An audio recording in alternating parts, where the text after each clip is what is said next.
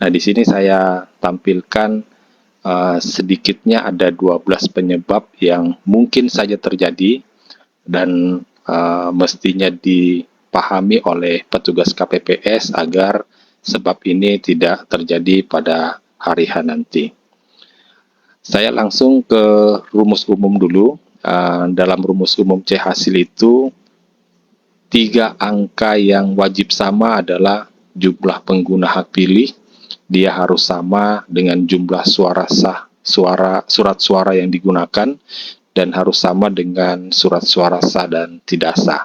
Ini rumus umum dari pemilu ke pemilu seperti ini.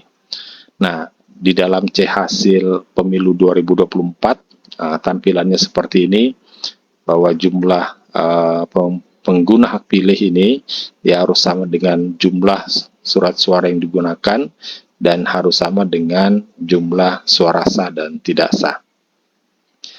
Nah, dari 12 kesalahan ya, sebab menjadi C hasil tidak connect, sedikitnya ada 3 kesalahan awal pencatatan pengguna hak pilih. Nah, pengguna hak pilih ini kalau kita lihat dasar kita menghitung adalah daftar hadir. Berapa daftar hadir yang tercatat dan ditandatangani oleh pemilih, di situ kita sesuaikan jumlahnya, kita catat sebagai pengguna hak pilih. Namun ada 3 kesalahan. Yang pertama, kesalahan pencatatan daftar hadir. Contoh, pemilih salah kolom dalam bertanda tangan, tapi tidak dikoreksi atau tidak diperbaiki oleh KPPS. Ini pernah terjadi, misalkan si A, dia datang ke TPS, kemudian dia bertanda tangan dalam kolom tanda tangan di kolom B, dan ternyata pemilih B tadi dia tidak datang ke TPS atau tidak menggunakan hak pilih, sehingga kalau dia tidak dikoreksi atau tidak diperbaiki oleh KPPS daftar hadir tadi, maka pada saat penghitungan nanti dia akan terhitung sebagai pengguna hak pilih, padahal orangnya tidak datang. Dan ini diawali dengan kesalahan pemilih yang salah bertanda tangan di kolom, tapi tidak dikoreksi oleh petugas KPPS. Kemudian kesalahan kedua, pemilih yang sudah tanda tangan dalam daftar hadir, tapi tidak jadi menggunakan hak pilih.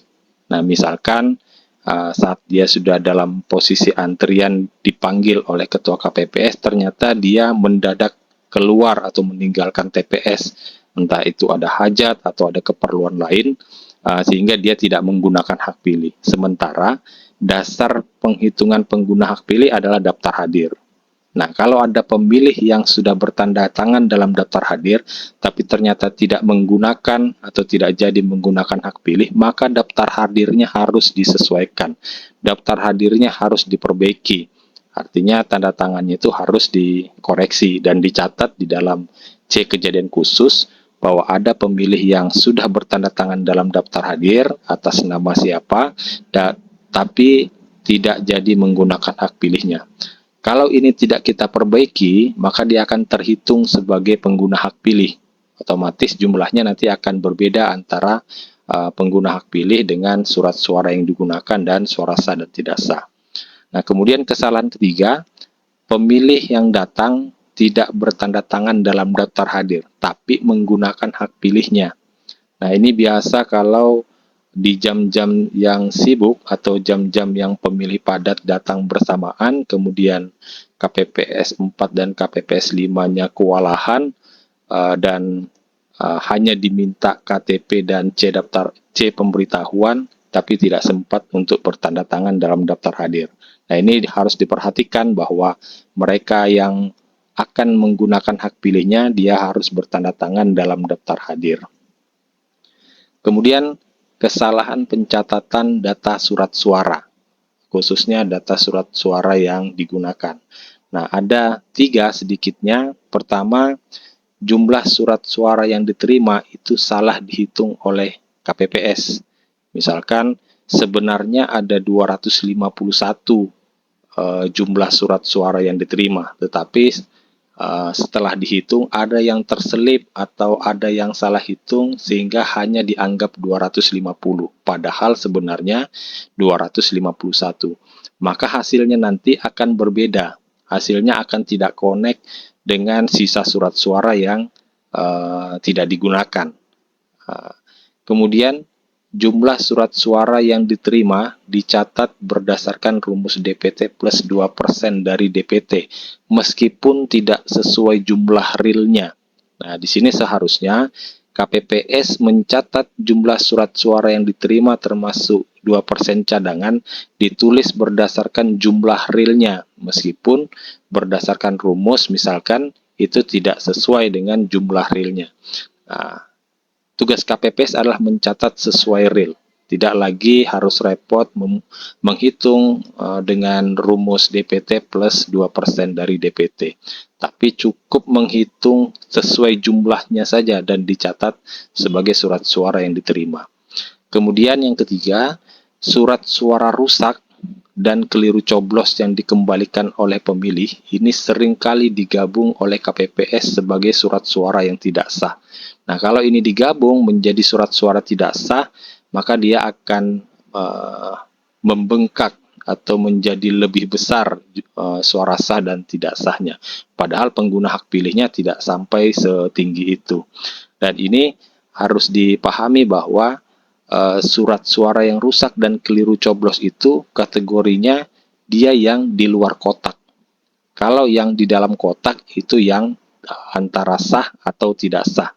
Tapi kalau keliru coblos atau surat suara rusak, dia bukan kategori sah atau tidak sah. Nah, kemudian faktor kesalahan jumlah suara sah dan tidak sah sedikitnya ada 6. Yang pertama, pencatatan hitungan tally dalam formulir C hasil atas suara sah dan tidak sah tidak sama jumlahnya dengan surat suara yang sudah dibacakan Ketua KPPS. Nah, di sini perlu kecermatan seluruh ketua dan anggota KPPS serta saksi dan pengawas serta masyarakat yang hadir menyaksikan harus dicermati apakah suara sah atau tidak sah yang sudah disampaikan oleh Ketua KPPS yang sudah dibacakan sudah dicatat di dalam pencatatan tally C hasil. Nah, kalau ada yang satu saja yang luput, misalkan biasa terjadi kalau Ketua KPPS terburu-buru dalam membacakan sehingga ada satu atau dua yang sudah dibacakan tidak sempat atau lupa dicatat di dalam tally C hasil. Nah, ini harus diawasi bersama bahwa yang sudah dibacakan Ketua KPPS juga sudah dicatat di dalam tally C hasil. Maka hasilnya nanti akan sama. Kemudian faktor yang kedua, ada surat suara yang tidak dimasukkan ke dalam kotak tetapi dibawa pulang oleh pemilih. Nah, ini pernah kejadian pemilih diberikan 5 surat suara tetapi setelah di dalam bilik suara dia mungkin tidak mencoblos pada satu atau beberapa surat suara dan petugas KPPS 6 juga tidak memperhatikan bahwa 5 surat suaranya ini apakah sudah dimasukkan ke dalam kotak atau belum. Nah, di sini kalau ada yang tidak dimasukkan ke dalam kotak tapi dibawa pulang misalkan, maka jumlah pengguna hak pilihnya akan berbeda jumlahnya dengan suara sah dan tidak sah. Nah, di sini perlu perhatian, perlu atensi khusus bagi KPPS 6 untuk bukan hanya membimbing atau mengarahkan pemilih memasukkan surat suara ke dalam kotak yang seharusnya, tapi juga memastikan bahwa surat suara yang sudah diberikan oleh Ketua KPPS itu dimasukkan kembali ke dalam kotak suara yang sudah disediakan. Karena kalau tidak dimasukkan, jumlahnya akan terjadi selisih. Nah, kemudian kesalahan ketiga, pemilih salah memasukkan surat suara ke dalam kotak yang seharusnya. Nah, di sini juga biasa terjadi, misalkan surat suara presiden ternyata dimasukkan ke dalam kotak suara DPR RI misalkan, atau DPD atau DPRD Kabupaten. Nah, kalau ini terjadi, maka pada saat penghitungan suara pemilu presiden, maka jumlah surat suara yang ada di dalam kotak ini jumlahnya akan berbeda dengan pengguna hak pilih dalam daftar hadir.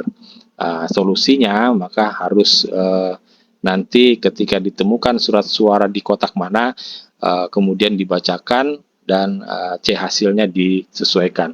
Tapi kalau itu belum dapat, maka C hasilnya belum akan connect karena jumlah pengguna hak pilihnya berbeda jumlahnya dengan jumlah surat suara yang ada di dalam kotak. Nah, kemudian faktor kesalahan yang keempat, surat suara diberikan ketua KPPS ganda atau sama jenisnya. Misalkan kan ada 5 surat suara jenis pemilu dalam pemilu nanti, tapi yang diberikan benar ada 5, tapi ada satu jenis pemilu yang surat suaranya diberikan ganda. Jadi misalkan surat suara presiden diberikan, surat suara DPR RI diberikan, surat suara DPD RI diberikan, surat suara DPRD provinsi tidak diberikan, tapi surat suara DPRD kabupaten kota yang diberikan 2. Memang tetap 5 surat suara, tapi surat suaranya tidak sesuai, tapi diberikan ganda, ada yang sama, sementara ada surat suara pemilu tertentu yang tidak diberikan. Nah, kalau ini terjadi maka jumlah pengguna hak pilih di TPS itu tidak akan sama dengan jumlah suara sah yang ada di dalam kotak, karena surat suaranya ganda, sama jenisnya, akan terjadi selisih. Dan kalau terjadi seperti ini, ya bisa saja nanti akan ada muncul rekomendasi untuk pemungutan suara ulang. Karena dalam TPS itu ada satu pemilih yang menggunakan hak pilihnya lebih daripada 1 kali untuk satu jenis pemilu. Dalam hal ini contohnya tadi DPRD Kabupaten Kota. Ini bisa terjadi karena human error, bisa terjadi sengaja ataupun tidak sengaja. Jadi mohon menjadi pengawasan dalam memberikan surat suara, ketua KPPS juga diperhatikan apakah surat suara yang diberikan itu sudah benar atau tidak. Apakah ada yang ganda atau yang sama jenisnya apa tidak. Nah, ini makanya surat suara itu ada pembeda warna. Jadi maksudnya pembeda warna untuk memudahkan dalam pemberian itu agar tidak tertukar atau tidak ganda. Kemudian Bapak Ibu sekalian, faktor yang kelima, jumlah surat suara yang diberikan tidak sesuai dengan jumlah hak pemilih. Jadi misalkan pemilih DPT, pemilih DPT yang seharusnya mendapatkan 5 surat suara, tapi hanya diberikan 4 surat suara. Misalkan surat suara presidennya sudah habis. Ya, karena surat suara presiden ini kan seluruh pengguna hak pilih termasuk pemilih pindah semua mendapatkan surat suara presiden. Maka memang ada kemungkinan surat suara presiden itu akan habis terlebih dulu dibandingkan surat suara yang lain.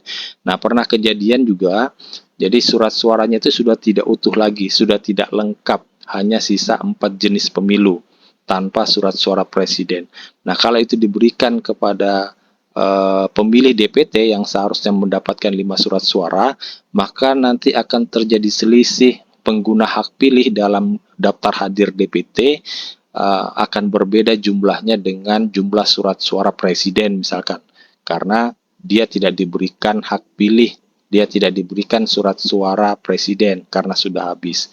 Nah, sebenarnya solusinya kalau terjadi seperti ini harus dilengkapi dulu surat suaranya menjadi 5 jenis pemilu, baru dilayani kepada pemilih DPT atau DPK atau DPTB. Nah, yang terakhir, berdasarkan pengalaman yang dan cerita teman-teman penyelenggara ad hoc di bawah, ada terjadi penghitungan 2 nilai dalam satu surat suara. Misalkan pemilih mencoblos di kolom partai politik sekaligus dia mencoblos di kolom calon. Ini di dalam teli suara partai ditulis sebagai suara sah. Demikian juga di dalam kolom nomor urut caleg ditulis suara sah untuk calon tersebut, sehingga jumlahnya menjadi 2. Nah, kalau ini dilakukan seperti itu, maka jumlah suara sahnya nanti akan berbeda dengan jumlah pengguna hak pilih. Jumlah suara sah dan tidak sahnya akan lebih banyak dibandingkan pengguna hak pilih. Nah, karena padahal seharusnya satu surat suara itu adalah satu nilai, tidak boleh dihitung dua nilai, meskipun coblosannya dua, mencoblos partai juga mencoblos calon. Itu hanya dihitung untuk calon kalau dia sah untuk calon.